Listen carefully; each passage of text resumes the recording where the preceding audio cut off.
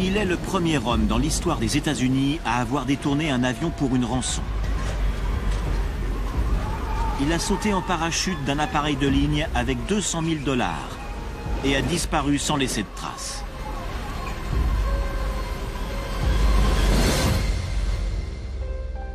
Le mystère contrarie le FBI depuis près de 40 ans.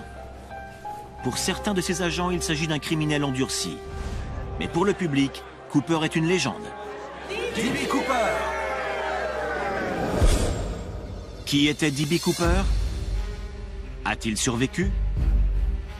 Aujourd'hui, pour la première fois, de nouvelles preuves scientifiques pourraient enfin permettre de lever le voile sur le mystère de D.B. Cooper.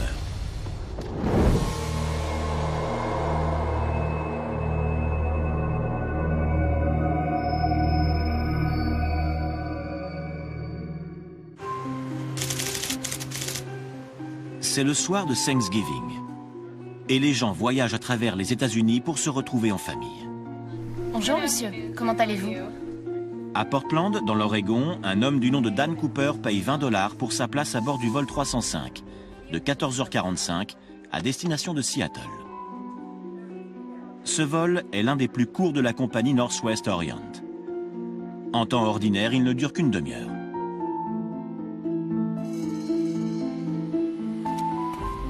Sur les vols intérieurs, il n'y a pas de contrôle de sécurité ou d'identité.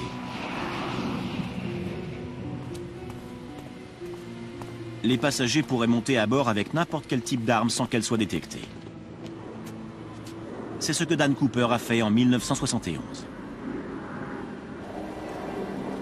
Cet homme d'une quarantaine d'années, à la silhouette élancée, est habillé comme un homme d'affaires et porte des lunettes munies de verres miroirs. Il gagne son siège situé en queue d'appareil. L'hôtesse, Florence Schaffner, prend sa commande. Un bourbon soda avec de la glace. D'accord.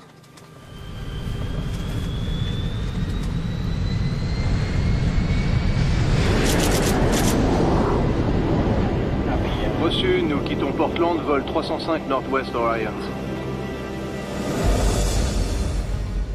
Après le décollage, l'homme tend une enveloppe à l'hôtesse. C'est pour vous. Elle croit d'abord qu'il cherche à la séduire. Mais son regard insistant la pousse à ouvrir l'enveloppe. Sur le mot, il est écrit « Mademoiselle, je transporte une bombe et je vous demande de vous asseoir à côté de moi. » Choquée, elle demande à l'homme s'il plaisante. Je suis très sérieux. Elle appelle sa collègue, Tina McClough. Tina? L'homme ouvre sa mallette et dévoile le dispositif de la bombe.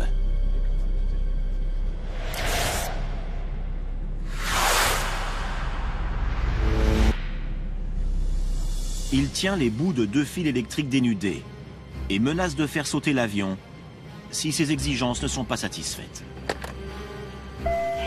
Il y a un homme assis à l'arrière. Il a une bombe. La nouvelle du détournement est transmise à la tour de contrôle. La compagnie et le FBI sont alertés. Procédure d'urgence. Le FBI avertit ses agents de la situation et leur demande de se rendre immédiatement à l'aéroport de Portland.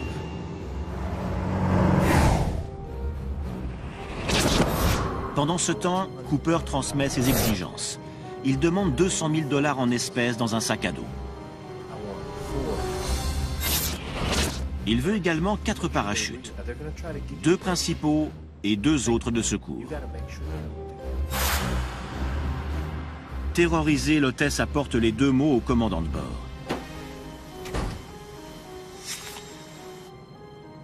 Par la suite, Cooper demandera à récupérer les mots. Après description de la bombe, le FBI conclut que l'homme représente une menace réelle.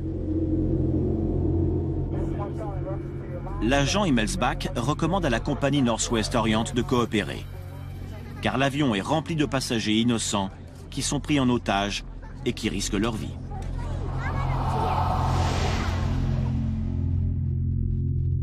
Charlie, 7 November, go. 7-8 Echo, local turn right. la compagnie s'empresse d'accepter les conditions. Les agents du FBI contactent la Sea First Bank de Seattle. Celle-ci fournit des billets dont les numéros de série ont été relevés. Cooper refuse de laisser l'avion atterrir avant que ses exigences ne soient satisfaites. Tandis que le vol 305 tourne autour de l'aéroport de Seattle, le reste des passagers n'a aucune idée de ce qui est en train de se passer.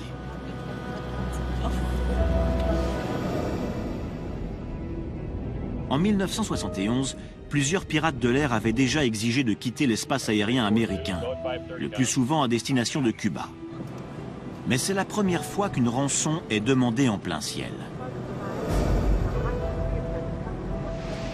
L'homme qui se fait appeler Dan Cooper semble calme, sirotant son bourbon pendant qu'il grille près d'un demi-paquet de cigarettes de marque Raleigh.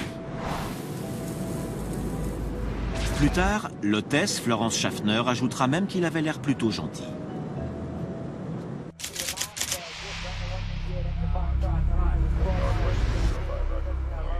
L'argent de la rançon et les parachutes arrivent à l'aéroport. Ici vol 305, reçu.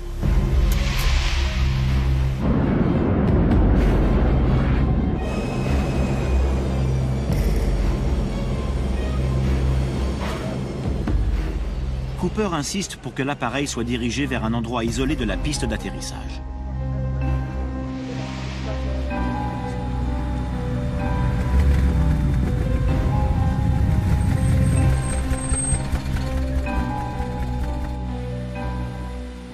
Le pirate n'a pas précisé un type de coupure en particulier.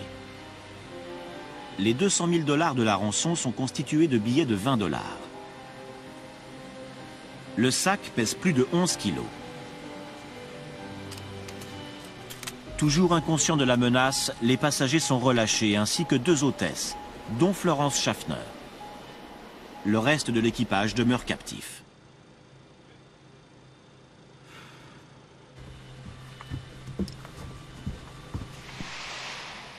L'avion est ravitaillé en carburant et autorisé à décoller.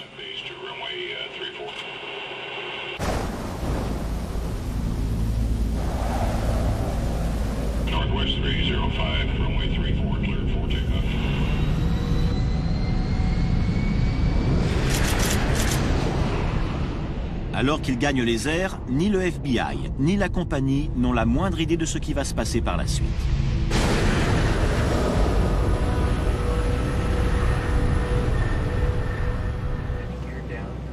Le pirate de l'air demande à ce que l'appareil vole à une altitude de 3300 mètres, le train d'atterrissage et les volets de freinage sortis, afin que la vitesse de vol n'excède pas 320 km/h. Il veut se rendre à Mexico.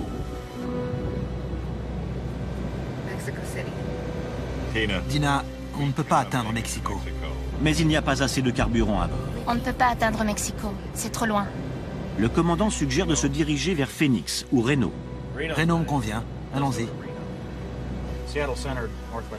Le pilotage automatique est programmé pour la voie aérienne Victor 23, qui permet de voler à basse altitude. 2 avions de chasse escortent l'appareil. Mais ils ne peuvent pas maintenir une vitesse aussi lente et doivent tourner en rond autour du Boeing.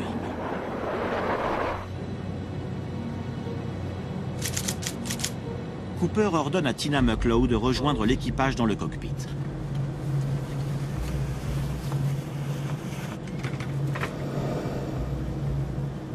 L'hôtesse remarque que Cooper attache quelque chose autour de sa taille.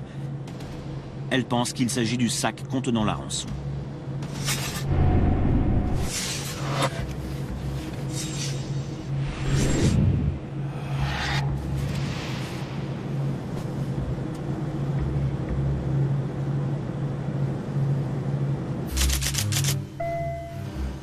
Commandant, la porte de l'escalier arrière a été ouverte.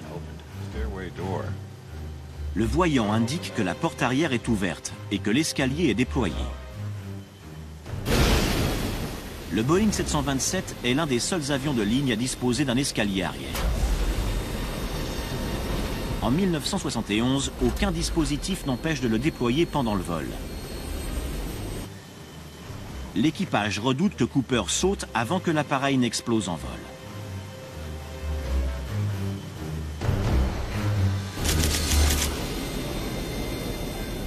Commandant, la cabine se dépressurise.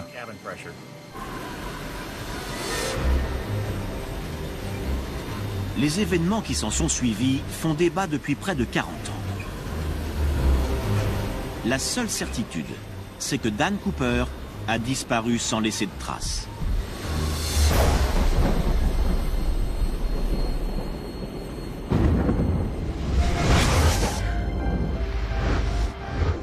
Aujourd'hui, le FBI fait appel aux civils pour mettre la main sur le pirate de l'air. Les agents fédéraux appliquent des techniques modernes aux éléments de l'époque dont ils disposent et vont même jusqu'à recréer les conditions du saut dans l'espoir de découvrir ce qu'il est advenu de D.B. Cooper.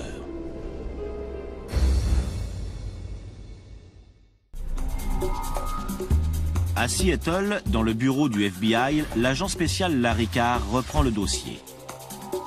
C'est la seule affaire de piratage de l'air qui n'a jamais été résolue aux États-Unis.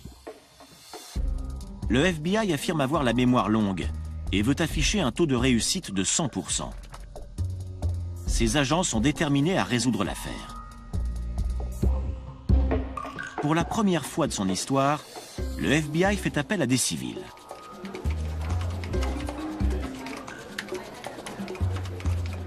Ces citoyens limiers ont offert leur service gracieusement dans le but de résoudre le mystère de D.B. Cooper.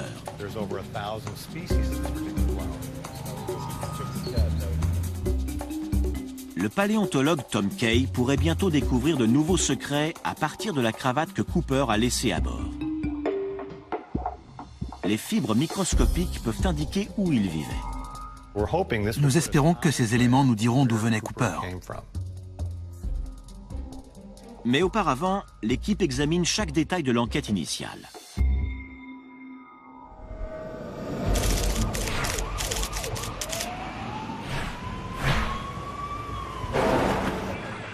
Lorsque l'avion se pose à Reno, des dizaines d'agents sont déjà sur le coup. Personne ne pensait qu'il allait sauter. Le fait qu'il ne soit pas dans l'appareil qui s'est posé à Reno en a surpris plus d'un. Les enquêteurs ne retrouvent qu'une cravate et son épingle, un parachute de secours déployé et les mégots de cigarettes de Cooper. Le verre qu'il a manipulé a été mélangé aux autres et ne sera jamais identifié. Le pirate semble avoir emporté le reste. Les mots qu'il a rédigés pour la rançon, la bombe artisanale et les coupures de banque. Dans la nuit, le FBI établit un portrait robot à partir de la description des témoins. Les experts en aéronautique calculent la zone de saut de Cooper. Parce que l'appareil était en pilotage automatique, sa trajectoire exacte est connue. Mais à quel moment précis le pirate de l'air a-t-il sauté? Les agents se plongent dans le rapport du commandant. Selon toute vraisemblance, Cooper aura sauté vers 20h10, lorsque les systèmes de sécurité ont enregistré le changement de pressurisation de l'appareil. La factorisation des puissants vents d'ouest oblige le FBI à délimiter une vaste zone de recherche de 72 km².